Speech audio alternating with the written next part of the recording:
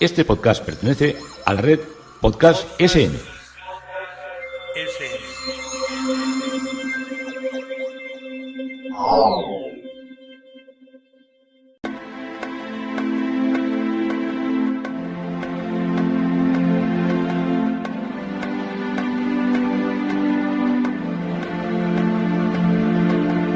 Historia con sentido. Un podcast presentado y realizado por Juan Carlos González.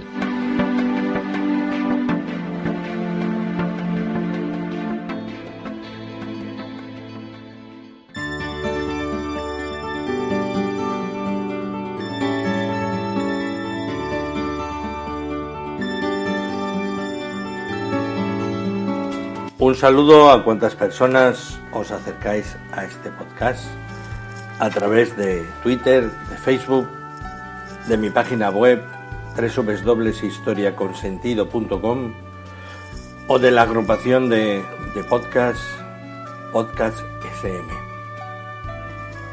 Hoy el tema propuesto es del Rocío a la Rábida pasando por Doñana.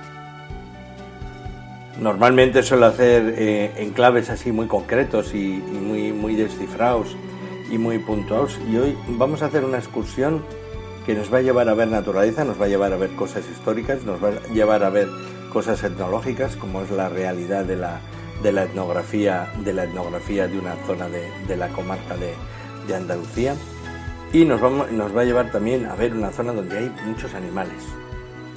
Bueno, vamos a situarnos un poquito. Vamos a irnos a la península, al sur. El extremo más prominente sería la provincia de Cádiz, con Gibraltar al fondo. Y si nosotros si nos ponemos de espaldas a Gibraltar y miramos hacia nuestro norte peninsular, a nuestra izquierda, o sea, lo que es el oeste peninsular, quedarían las provincias de Cádiz y de Huelva. En la provincia de Huelva y la provincia de Cádiz se produce donde desembocan dos ríos muy importantes, que es el río Guadiana y el río Guadalquivir, que prácticamente recorren todo lo que es la parte central y sur de la península. Son ríos que desembocan en el Atlántico. Hay otros juntamente con el Tajo, que es el otro gran río nuestro, que desemboca por Lisboa, desemboca en Lisboa, y el Duero, que también desemboca en territorio portugués, que desemboca en Oporto. Entonces estos van a la fachada atlántica y estos también van a la fachada atlántica, pero en el sur peninsular. Estoy haciendo una composición para todos los que me estéis oyendo desde fuera, igual queréis acompañaros de un mapa. Vamos a la provincia de Huelva y vamos a la parte donde ya va a desembocar el río Guadiana con el mar. Pues ahí, en esa zona es donde nos vamos a mover. Hay más ríos, de los cuales os iré hablando, de otro río que otro día lo describiremos con más atención, que es el río Tinto, porque está pasando por una zona minera de aguas muy cargadas de minerales, y el agua es roja oscura. Entonces recuerda un poco al vino tinto, y por eso se le llamó el río Tinto. Las cosas suelen tener bastante poco sentido. Tiene un sentido, no se han esforzado en crear un nombre casi exotérico para hablarnos de un río. Entonces, como os digo, vamos a acercarnos al Rocío. Y vamos a acercarnos al Rocío desde el enclave municipal al que pertenece, porque el Rocío es una aldea y es una ermita, pero forma parte de un término municipal, que es el término municipal de Almonte.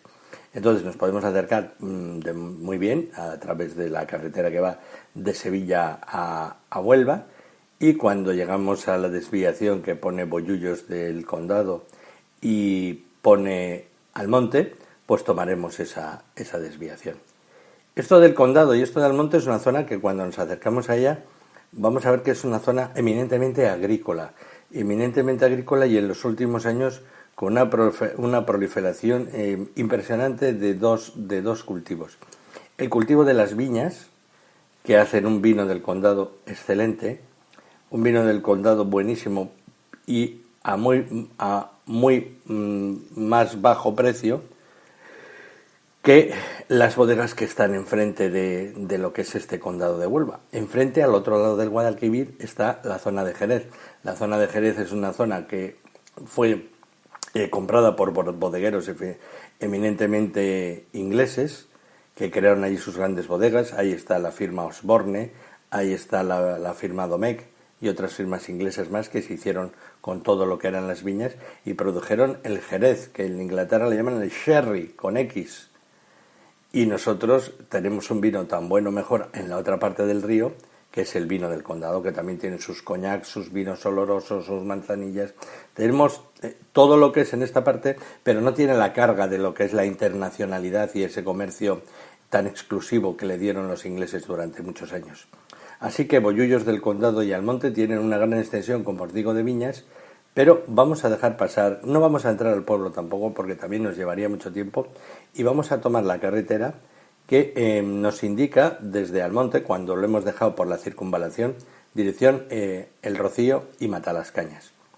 Matalascañas es la playa de Almonte, está al final de una carretera recta y cruza una parte, solo una parte, de lo que es el Parque Nacional de Doñana. Pero antes de que crucemos todo ese parque, cuando nos estamos acercando a la ermita del Rocío, vamos a ver una extensísima producción de fresas, unas de ellas en cubiertas, o sea, en invernaderos, y otras montadas en lo que son unos caballones que están al aire libre. Entendéis claramente que las que están en los invernaderos empiezan su producción antes, en noviembre, diciembre, enero, de lo que es el occidente europeo, es cuando más o menos empiezan a producirse las fresas. Y luego ya las otras, las que ya son hechas, que están al aire libre, esas son a partir de marzo, abril, mayo. Ya para junio, que aprieta mucho el calor, la planta de la fresa se agosta.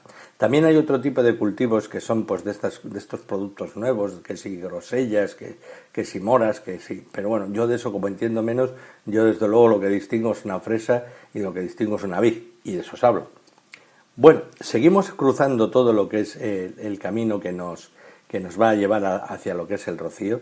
¿Y el Rocío qué es? Pues como os he dicho, es una aldea y es una ermita donde hay una profunda tradición en muchas regiones y en muchas poblaciones de Andalucía de hacer una visita a la Virgen. Yo os lo voy a intentar explicar fuera de lo que es el motivo religioso, sino lo que es el motivo, pues como lo veo yo y como lo ve mucha gente, de unas personas que dentro de su fervor o su no fervor se organizan y se dirigen andando desde sus pueblos distintos, con unos carromatos, con un folclore, con unas canciones, con un tipo de música flamenca, se dirigen y se encaminan hacia el Rocío para celebrar el lunes de Pentecostés.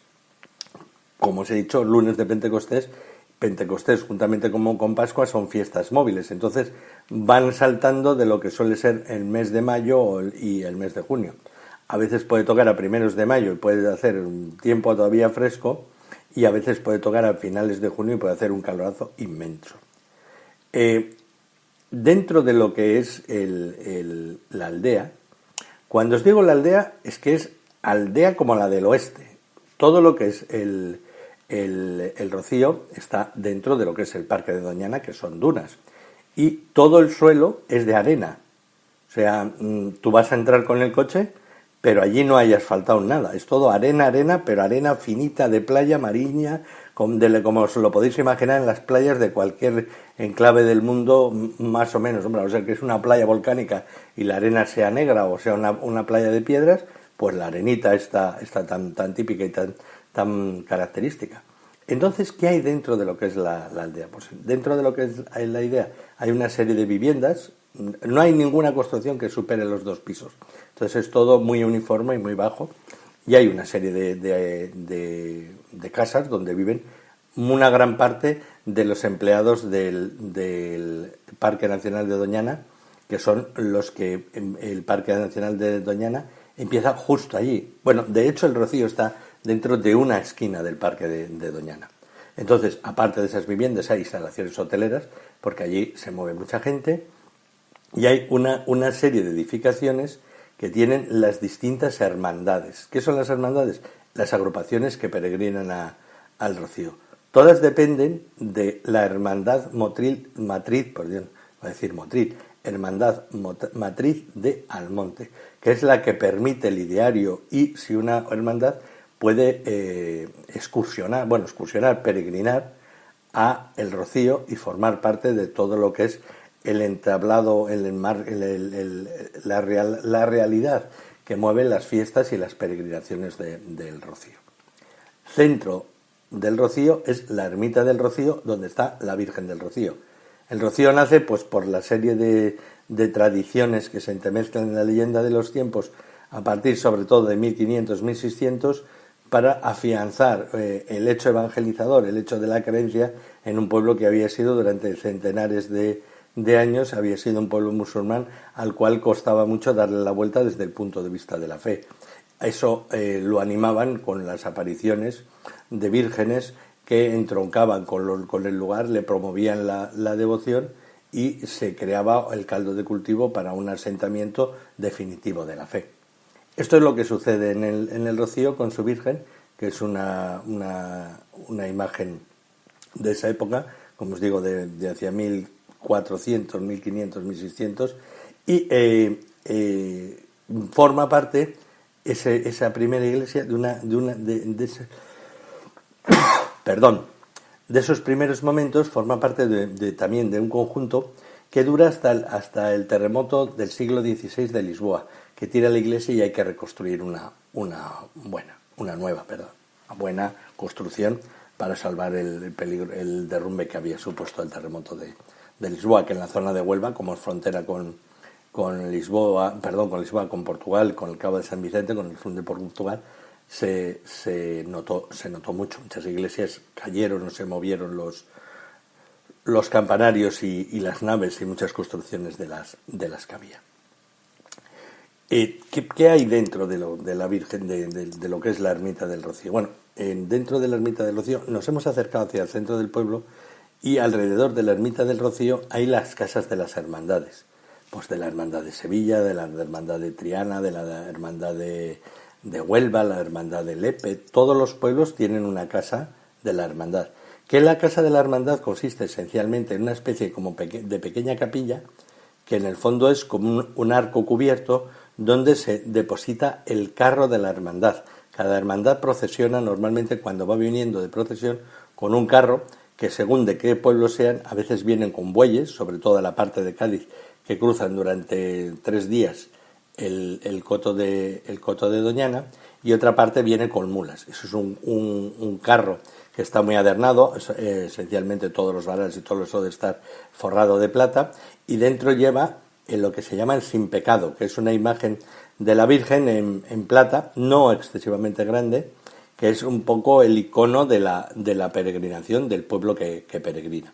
Entonces, todas las casas están alrededor, como os digo, de la ermita, más o menos cercanas a ella, según hayan ido añadiéndose a lo que es hayan sido permitidos añadirse por la Hermandad Matriz de Almonte a su participación en las peregrinaciones. Y, como os digo, tienen la parte donde está el Sin Pecado, una parte de zona institucional donde hay habitaciones, y por la parte trasera de esa casa hermandad lo que suele haber es normalmente como un gran corral, porque se mueven más de 60.000 caballos en lo que es la feria en la peregrinación del Rocío. Son unas cifras que son absolutamente impresionantes.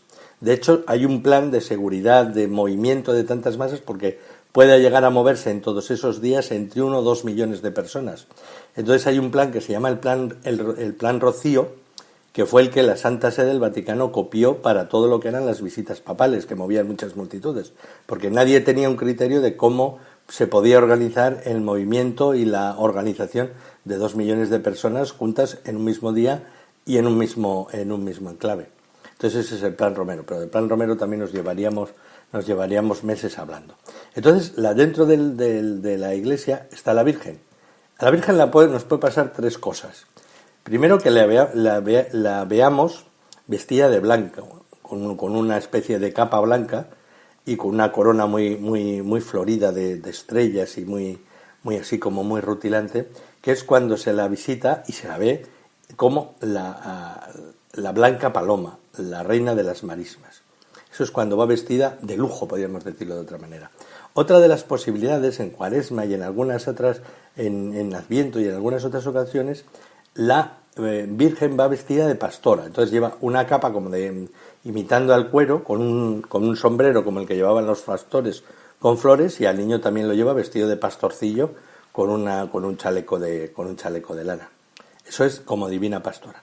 Y también nos puede encontrar que vayamos al Rocío y esté cerrada la iglesia y no esté la Virgen, porque cada 7 años la Virgen es llevada al pueblo de Almonte, y por una serie de epidemias y de plagas que hubo allí y de pestes, y entonces cada 7 años aprovechan los meses que está fuera la imagen de la Virgen, cierran la ermita y ponen una copia por una puerta, y lo que hacen es remozar la iglesia, cambiar el suelo, porque claro, pasa tanta gente aquello que se desgasta, se llena de polvo, del polvo del camino.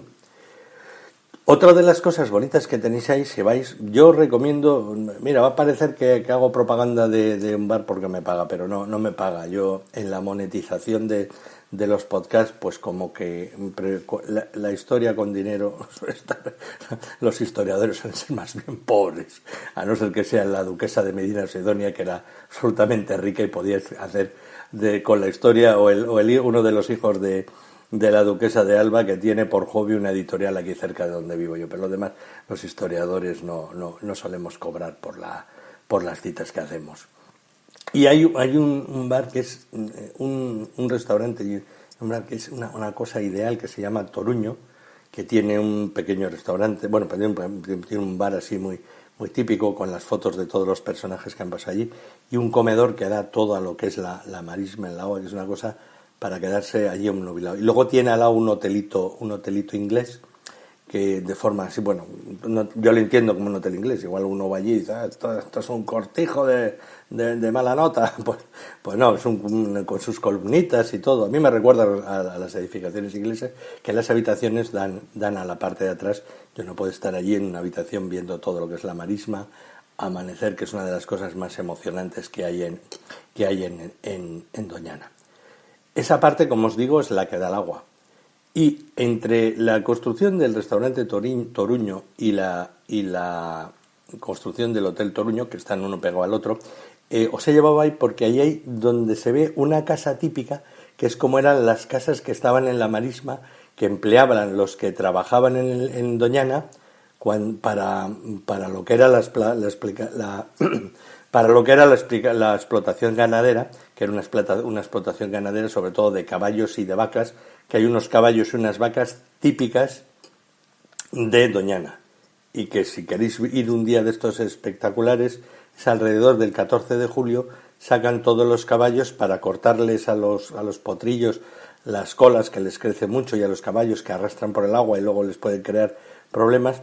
Los caballos andan en el agua, tienen como una especie de deformación o de característica de la pezuña, que hace que no les entre la humedad ni se les pudran las patas, porque están siempre moviéndose dentro del agua. Y la raza de las vacas también, hay unas vacas muy típicas, que son las vacas que hay allí en Doñana. A todo esto, por supuesto, hay que añadir infinidad de aves que se van desde lo que es la marisma. La marisma, como os digo, entra prácticamente hasta la entrada de la iglesia. No lo hace porque está cortada por una especie de ajardinamiento que hay hecho, pero desde ese ajardinamiento está el agua, y ahí andan los pájaros, ahí andan los peces, ahí andan los caballos y ahí andan las vacas. Siempre, como os digo, todos los domingos peregrina alguna hermandad. O sea que si queréis ir allí y ver flamenco y cantos rocieros y emoción y fervor y flores y bodas de estas donde van todas vestidas de gitanas y de gitanos con su traje de corto y su sombrero andaluz, allí los fines de semana siempre vais a pillar eso. Si queréis ver un día con intimidad a la iglesia, ir a primera hora, está abierta desde las 8:30 de la mañana y es el momento más bonito para verlo.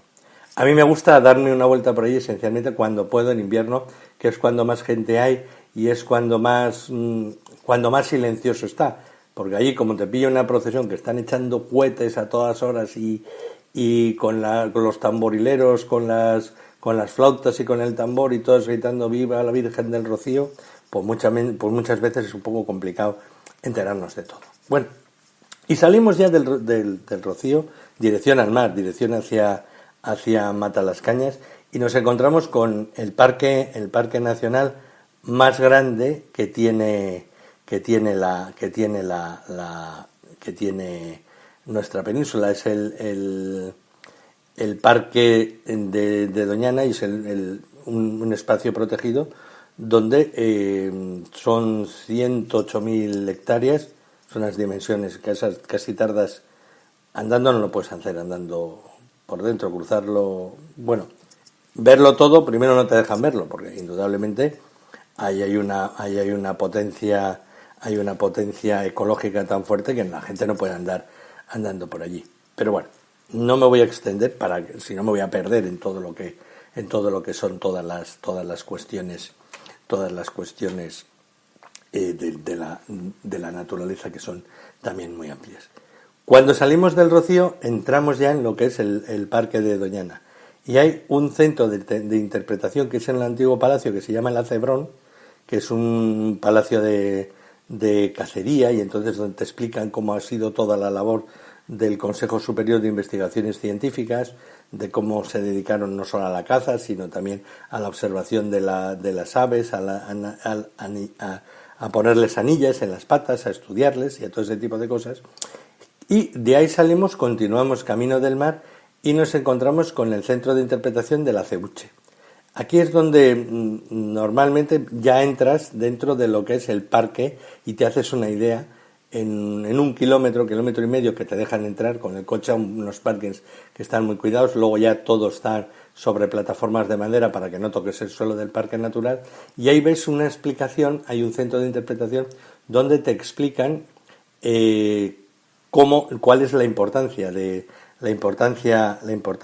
las más de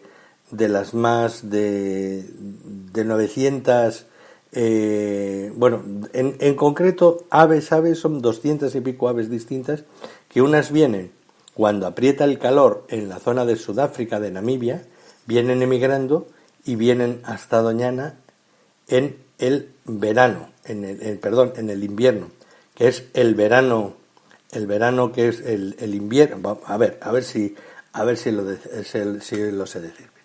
Meses de noviembre, diciembre, enero y febrero son el verano austral en la parte sur, que son nuestro invierno.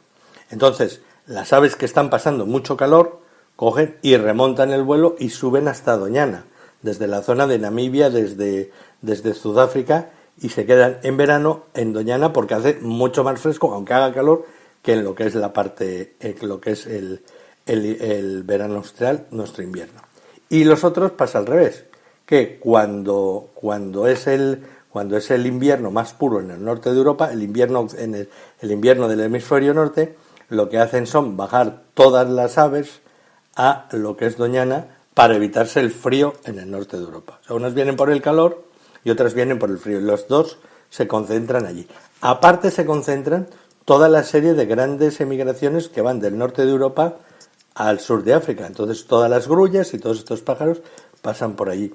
Aparte de otros muchos animales que necesitan, los ánsares, por ejemplo, es una especie de patos que necesitan la arena de las dunas para regurgitar su comida. Entonces, para poder, tienen que ir allí necesariamente a ese punto y vivir allí una gran temporada de lo que es el año.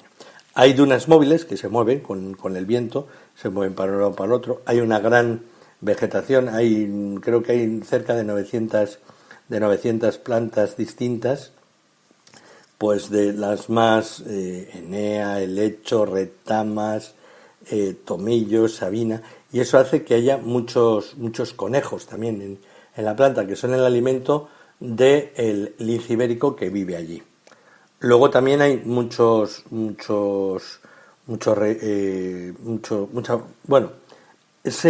así identificado, hay catalogadas 20 especies de peces de agua dulce, 10 de anfibios, 17 de reptiles, 37 de mamíferos no marinos, más de 360 aves, y de las 360 aves distintas, 127 se reproducen en lo que es habitualmente el parque. Todo esto te lo explican en el centro de interpretación con un gran despliegue y muy bien. Luego de allí arranca un caminito a unos miradores, donde si estás en silencio estás metido como una especie de choza de lecho hecha, y desde allí puedes mirar por unas ventanas, puedes mirar los patos que están en lo que es la marisma, patos o pájaros, espátulas o garzas, o si tienes suerte pues puedes ver algún pelícano. Aquí también es donde está el centro de cautividad de la reproducción del lince ibérico. El lince ibérico es una protección que estaba perdiéndose, y aquí la están criando en cautividad y luego lo sueltan en el parque, en los dos enclaves ahora ya definitivos, que es donde está protegido el lince ibérico, que es en Doñana y en Sierra Morena. Continuamos visitando lo que es ese centro de interpretación, que es de donde salen los autobuses, una especie de autobuses todoterreno que te cruzan por dentro del puerto del Parque de Doñana y te llevan enfrente de Sanlúcar de Barrameda. Cuando vas por ahí, claro, es una experiencia inolvidable, porque ahí vas viendo las dunas, los pájaros, te van parando en algunos sitios. No te llevan nunca a ver, toda la gente lo que quiere es ver un lince ibérico, pero ellos, como los linces tienen todos un microchip, saben dónde están, pero no te llevan ahí porque el lince lo que tiene que estar es tranquilo. Entonces tú, si quieres ver un lince en cautividad, tienes unas microcámaras que están puestas en las jaulas y los ves allí. Bueno, en las jaulas no, son jaulones, tenéis que tener en cuenta que el lince ibérico es un animal muy, muy especial. Entonces, si la hembra se ve, la metes en un enclave reducido y está en un ambiente hostil que le pueda oler cualquier cosa a peligro, lo que hace es que no tiene celo. Puede pasarse 5 o 6 años sin tener celo y sin reproducirse. Entonces tienen que crear en unas grandes extensiones unos enclaves donde la hembra pueda estar muy relajada, pueda copular con el macho y pueda tener las crías de lince. Y luego ya cuando las crías crecen se ponen en libertad, porque los linces necesitan cazar, no son animales, no han sido nunca animales carroñeros, entonces por eso han bajado tanto en lo que es su realidad como vivencial, o sea, como raza. Así que lo que les hacen, les sueltan y empiezan a vivir. Los linces tienen que andar aproximadamente al día entre unos 37 y 40, 50, hasta 70 kilómetros para buscar su comida. Entonces, como os digo, estos autobuses que recorren por dentro lo que es el Parque Nacional no te llevan donde están los linces, pero sí te llevan a donde están las grandes lagunas que hay, y si vas en los meses que hay flamencos, puedes encontrarte hasta agrupaciones de 50, 60.000 flamencos, de estos rosas brillantes, que no te dejan ver el agua, son tantos, se van moviendo así con el cuello, que parecen los egipcios de las pirámides, que van con el cuello para adelante y para atrás. Y luego terminas llegando a lo que es toda la realidad de todos los animales que viven en lo que es ya el río Guadalquivir, que es un río grande, son 73 kilómetros navegantes, desde ahí, desde la entrada por Sanlúcar de Barrameda hasta que llegas a Sevilla. Te puedes encontrar también barcos que están subiendo y bajando, es una cosa muy bonita. Cuando os hablo de ríos, os hablo de ríos con el concepto europeo, que se ve en la otra orilla. Yo ya sé que algunos de Sudamérica o de otros países me dicen, bueno, vosotros a un arroyo llamáis río. Bueno, pues tenemos lo que tenemos y así lo contamos. Después de haber visto el acebrón, de haber visto el acebuche, vamos a continuar dirigiéndonos hacia Matalascañas.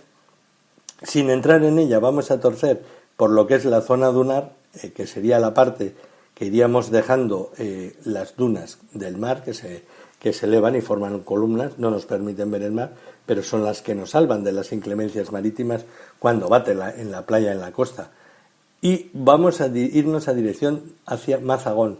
Mazagón es también otra gran playa, y vamos a hacer prácticamente unos 22-23 kilómetros de carretera, donde vamos a tener a ambos lados de la carretera el Parque Nacional de Doñana.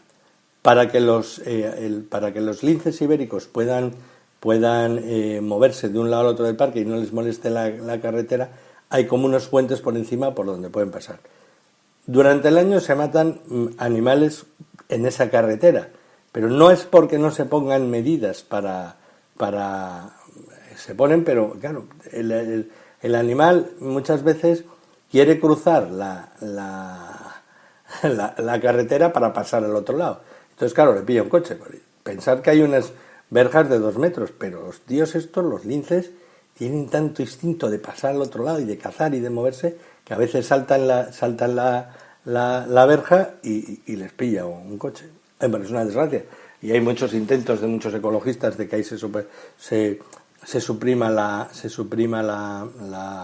las carreteras y los caminos y las cosas. Pero bueno, siempre estamos en esa lucha.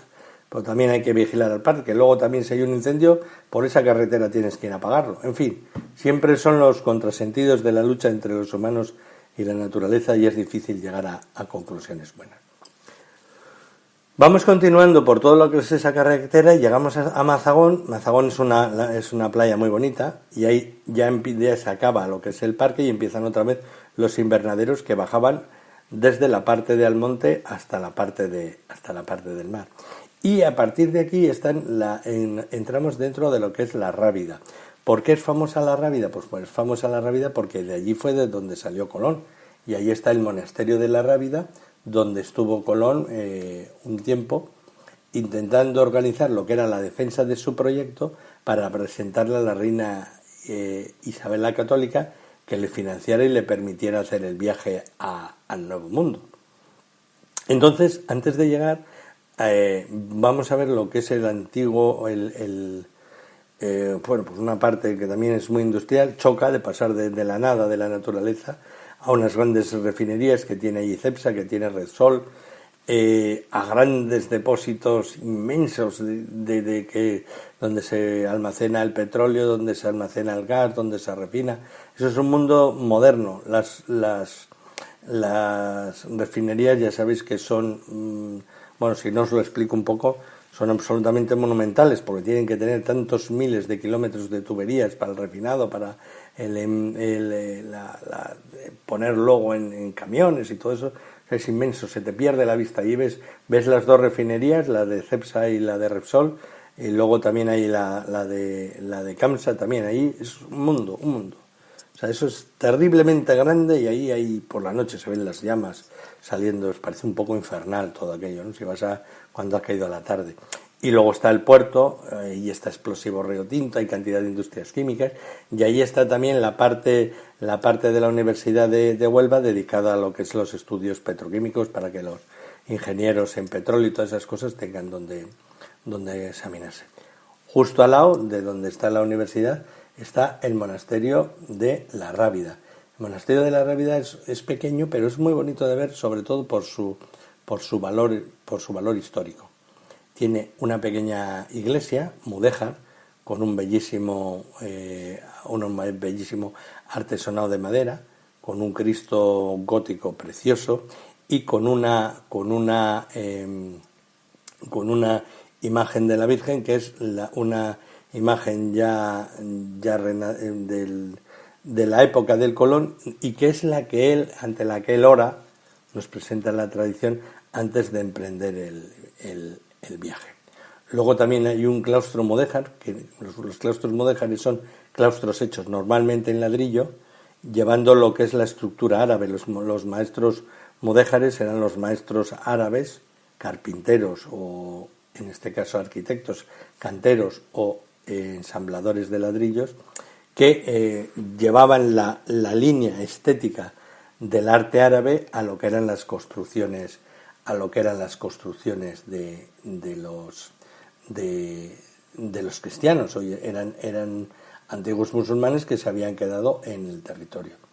Muy bonito el claustro, como os digo. Ahí tiene pues la parte baja en ladrillo y la parte alta en arcadas encaladas en blanco, con unas ventanitas muy pequeñas. Se puede subir a los dos sitios y en la parte baja está el refectorio, donde se supone que comía Colón como huésped con los monjes, que posee algunos cuadros anónimos, no de de gran valor que hacen referencia a la orden franciscana, que eran los que estaban en aquel convento. También hay un cuarto donde Colón departía con uno de los superiores, uno de los monjes, uno de los frailes del convento, que le animaba y que compartía pues todo lo que era el saber marino y el saber de las estrellas, para decirles, pues tiene que ser redonda la tierra. Esto no lo podían decir, lo decían los de la iglesia, pero lo decían a escondidas, porque el Papa había dicho que la tierra era plana y bien plana, y que a los lados había el abismo, o sea que el mar para allá, en algún sitio había una catarata y te caías para abajo. Pero ya sabían que la tierra era redonda, pero no querían decir, porque entonces les cambiaban todo lo que eran sus ideas y todo lo que eran sus conceptos. Hay una serie de salas historicistas donde hay como todas las banderas de Sudamérica, con unas cajas con tierra de cada país llevado allí, y todo se puede recorrer, ya os digo, con una gran tranquilidad. Hay una sala a la entrada que está pintada por uno de nuestros mejores pintores cubistas, que es Vázquez Díaz, donde recuerda todo lo que es la historia del descubrimiento y cómo están partiendo allí, cómo se están reuniendo para organizar el viaje al Nuevo Mundo. Y después de visitar el monasterio, que es un sitio refrescante verdaderamente para poderlo ver, podéis bajar al Muelle de las Carabelas, que es donde están las réplicas de las 3 carabelas que partieron a descubrir el Nuevo Mundo. Y antes de llegar a ello nos encontraremos con el Parque Celestino Mutis, que era uno de los botánicos de la época de Carlos III, que se encargó de recopilar gran cantidad de los valores de la flora a lo largo de todo Sudamérica. Planearon, porque de ahí también salió el hidroavión Plus Ultra, hacer el recorrido, que fueron hasta Argentina prácticamente sin paradas, con una parada creo que por Brasil. Planearon en esa zona hacer un gran parque donde estuviera presente de una manera muy presente América. Lo único que hay hecho es el parque Celestino Mutis de todas las plantas iberoamericanas, la réplica de las 3 carabelas y un gran teatro donde hacer representaciones de obras de uno y del otro lado del Atlántico. Existía otro plan, que era hacer una especie como de gran zoo donde estuvieran todos los animales, pero bueno, eso ahora ya pues creo que será suprimible. El siguiente pueblo que llegaríamos sería ya Moguer, pero Moguer es tan excelso y tan bello que ya nos obliga a hacer un nuevo podcast. Y hasta aquí el recorrido del Rocío a la Rábida, pasando por Doñana. Hemos hecho un recorrido hoy cargado de naturaleza, cargado de hechos históricos y cargado de una realidad humana, como es el tema de las peregrinaciones. Si un día queréis hacer el recorrido de tener la experiencia de andar por lo que es la marisma o de acercarse al Rocío andando, a unos 7 kilómetros vais a verlo claramente, hay como una especie de gran explanada donde arranca un camino por dentro de un pinar, que podéis hacer esos 7 kilómetros para sentir lo que sienten los peregrinos. Si tenéis la suerte o el ánimo de hacerlo con alguna hermandad a la que conozcáis o a la que os queráis unir el día que peregrina, pues yo creo que son gente muy simpática y que os lo vais a pasar muy bien. Pues hasta aquí llego hoy, con Del Rocío a la Rábida, pasando por Doñana. Yo soy Juan Carlos González, esto es Historia con Sentido, y encantado de haberos hablado un día más.